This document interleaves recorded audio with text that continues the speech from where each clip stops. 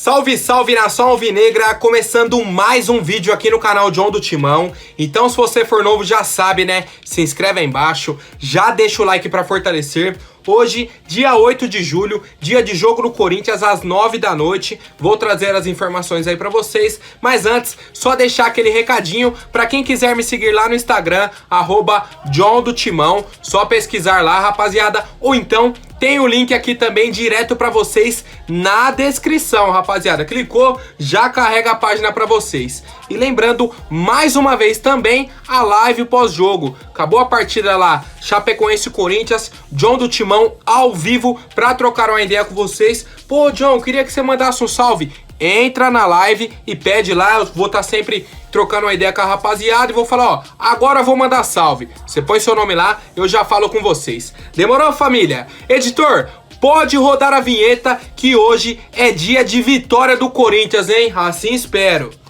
Ó, salve o Corinthians. Bom, o Silvinho relacionou aí 26 atletas para a partida contra a Chapecoense. As novidades são o lateral direito Matheus Alexandre, pela primeira vez relacionado aí com o Silvinho, e também o volante Duqueiroz, que é um cara aí da base do Corinthians, foi muito elogiado, 21 anos, é um cara aí muito promissor, passou pelo trote aí no nosso CT, tem até a imagem do Léo Santos raspando o cabelo dele, acontece aí com todos os atletas, normal, deseja aí uma boa trajetória para o Duqueiroz com a camisa do Corinthians. E a outra novidade também é o Rodrigo Varanda voltando a aparecer na lista de relacionados do Silvinho. Em contrapartida, temos o Rony, que está suspenso para o jogo contra a Chapecoense, tinha tomado aí o terceiro amarelo contra o Internacional e aí tá fora do jogo de hoje. A partida começa às 9 da noite, 21 horas, Arena Condá, fora de casa. Então presta atenção, um jogo fora de casa, é um jogo complicado, a Chapecoense tá na zona do rebaixamento. E aí a escalação para vocês deve ser a seguinte: Cássio, Fagner, Gil, João Vitor e Fábio Santos, Cantígio, o retorno do Gabriel, e aí vem a maior dúvida, Vitinho ou Luan. Acho que o Silvinho vai manter o Vitinho, e aí no ataque, Mosquito, Vital e Jô. Tô com a expectativa muito boa para esse jogo. O Corinthians vem melhorando o desempenho defensivo, e aí acho que a Chapecoense vai dar espaços, vai ceder algumas oportunidades. Tomara que o Jô faça uns 4 gols hoje, mas meu palpite é 2-0 Corinthians, rapaziada. Eu tô confiante de verdade, viu? Tô confiante nessa partida aí. Chapecoense não vem bem no campeonato, só que é aquilo, né? Excesso de confiança pode prejudicar. Então, o Silvinho faça esse trabalho aí muito bem feito com o nosso elenco para que a gente saia vitorioso hoje. E aí, rapaziada, qual que é o palpite de vocês para a partida de hoje?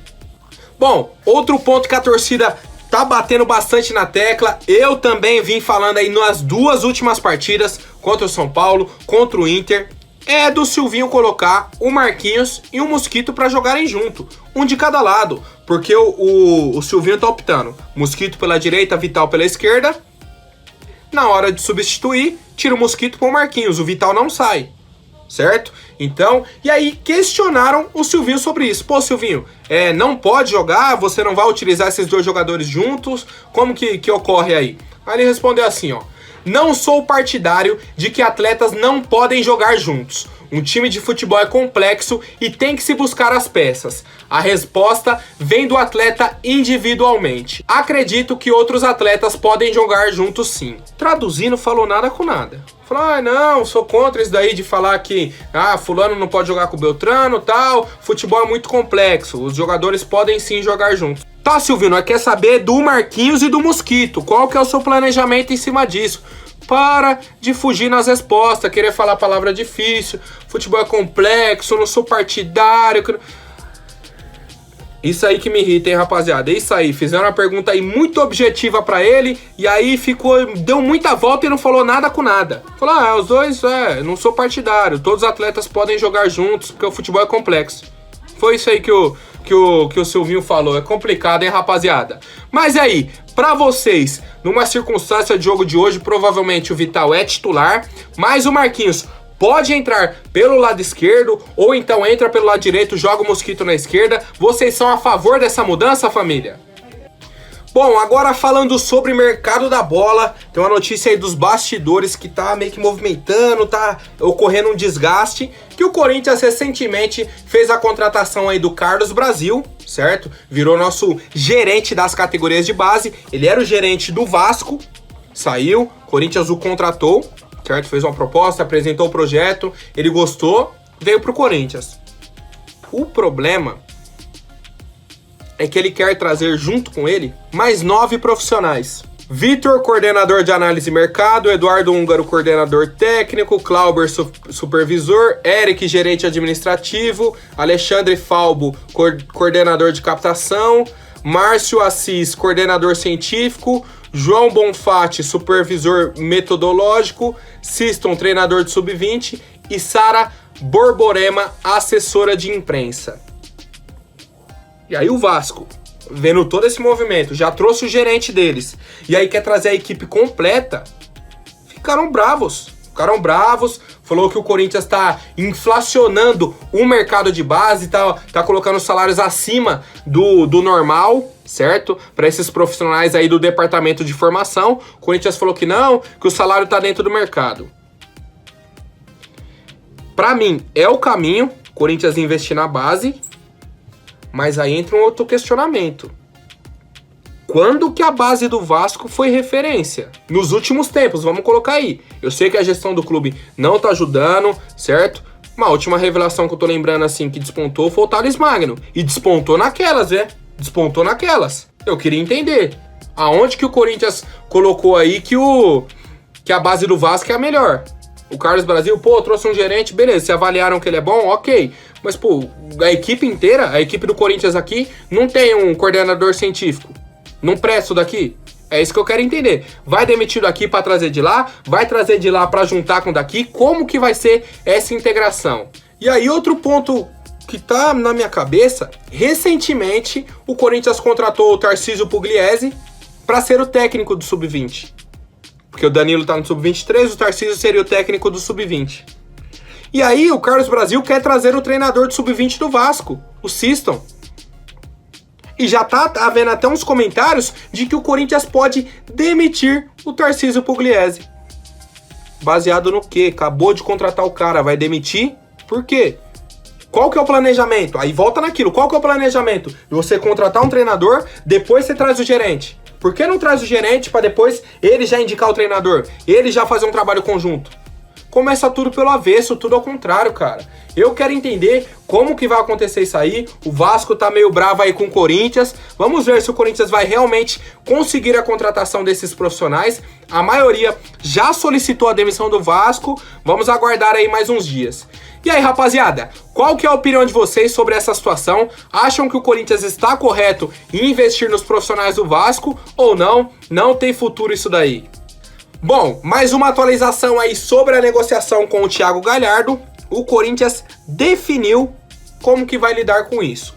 O Inter já colocou que o preço dele é 15 milhões de reais, ou então propôs uma troca, o Cantígio e mais um jogador, tal.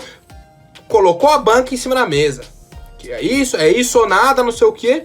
O Corinthians foi bem simples e objetivo, cara. Bem simples e objetivo. Se for para negociar com o Galhardo, a gente quer por empréstimo e sem obrigação de compra no futuro. Certo? Não é assim não, então vai emprestar e aí no começo do ano que vem vocês pagam 15 milhões. Não, o Corinthians quer por empréstimo, igual foi o Bruno Mendes. Até o final da temporada, emprestou, acabou. Ah, o Inter cobrou 1 milhão pelo empréstimo, beleza. Cobrou 500 mil, igual o Corinthians fez com o Bruno Mendes, beleza. Aí dá pra negociar. Mas é um empréstimo, acabou, tchau, obrigado. Não tem obrigação de compra. Corinthians já formalizou isso e enviou pro Internacional. Agora, se o Inter quiser emprestar o Galhardo, é uma nova negociação, o Inter vai avaliar, porque eles haviam colocado ou a troca ou a venda. Não querem o empréstimo. E o Corinthians parece que tá começando a entender, né? Inter, é o seguinte, ou a gente negocia por empréstimo, sem obrigação de compra no futuro, ou esquece, tchau, obrigado. É isso que o Corinthians tem que fazer, cara. Tem que começar a agir igual eles. Ah, quer agir com arrogância? Então beleza. Irmão, ou a gente negocia por empréstimo, ou não tem negociação e ponto.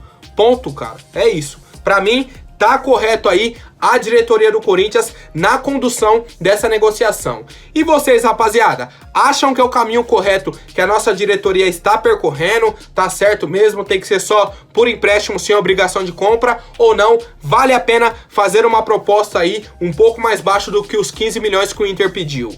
Agora, rapidinho, antes da última notícia, vou pedir para quem não for inscrito, se inscreva aí embaixo e já deixem o like para fortalecer, família. Ó, falando sobre o Renato Augusto, certo? É um cara aí que foi revelado nas categorias de base do Flamengo, saiu pra Europa muito jovem, fez uma história muito boa lá, mas aí começou a ter problema com lesão. Surgiu a oportunidade do Corinthians o contratar, contratamos, o Corinthians tava nadando no dinheiro, né, diretoria? Né? Tinha acabado de ser campeão mundial, foi e trouxe o Renato Augusto, deu uma oportunidade pra ele, recuperou ele fisicamente, que ele tinha uma lesão atrás da outra. Ele e o Pato, os dois que o Corinthians recuperou assim na sequência, certo? Uma nova oportunidade pra ele. E aí, tá vendo aí essa movimentação, ele tá há 5 meses sem receber salário lá na China, já tá procurando a rescisão e vê com bons olhos um retorno ao Brasil. Os possíveis candidatos, Flamengo e Corinthians, como eu já havia colocado pra vocês. Qual que é a esperança do Corinthians nesse sentido? E aí a informação, já vou até passar a fonte pra vocês, é da colega Raíssa Simplício, lá do site Goal, certo? Ela falou o seguinte, ó. O nome do Renato Augusto, internamente no Flamengo, não é unanimidade.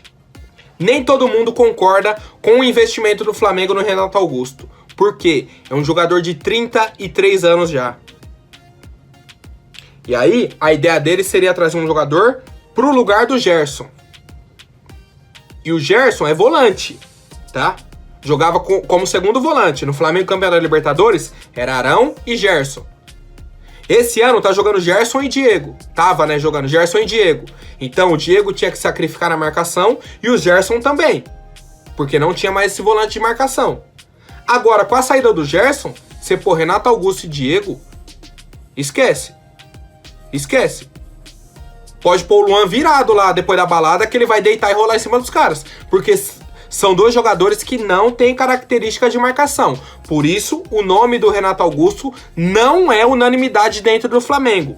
E aí, quem que cresce nessa negociação? O Corinthians. O Corinthians surge como uma nova opção. O Renato Augusto hoje é titular brincando do Corinthians. Não tem nem discussão. Não tem nem o que falar. É titular do Corinthians. Pô, tem o Luan, tem não sei o quê. Irmão, o Renato Augusto fazendo feijãozinho com arroz é titular como armador do Corinthians. Certo? Então, essa é a vantagem que a diretoria do Corinthians está vendo na negociação com o Renato Augusto. Lembrando, tem o Flamengo na concorrência, não abriu mão, apesar de não ser uma unanimidade, o Flamengo não abriu mão desse jogador. E aí, agora a minha opinião, novamente, se o Renato Augusto vier de graça, negocia o salário que cabe no nosso bolso, beleza, contratação maravilhosa. Ah, tem que pagar isso, salário 1 milhão e pouco por mês, e não... aí não dá. Aí foge da nossa realidade. E outra coisa, igual eu contextualizei pra vocês aí, Renato Augusto estava esquecido na Europa. Era um cara marcado pelas lesões. Não tinha sequência. Renato Augusto não tinha sequência, cara. Veio pro Corinthians, o Corinthians deu oportunidade pra ele. Por que o Flamengo não fez isso naquela época? Certo? O Corinthians que abriu as portas pra ele, recuperou o futebol dele, levou o Renato Augusto pra uma Copa do Mundo, levou o Renato Augusto pro futebol chinês, pra ele fazer a parte financeira da vida dele e da família dele. Então espero que ele considere isso daí na hora dele ponderar e fazer uma escolha, viu, rapaziada? Espero que ele leve em consideração bastante essa escolha do Corinthians, esse nosso respaldo que a gente deu pra ele na época que ele tava esquecido aí lá na Europa. E aí, rapaziada, acham que o Corinthians tem uma vantagem aí, vai conseguir fechar com o Renato Augusto ou não? Negociação dificílima.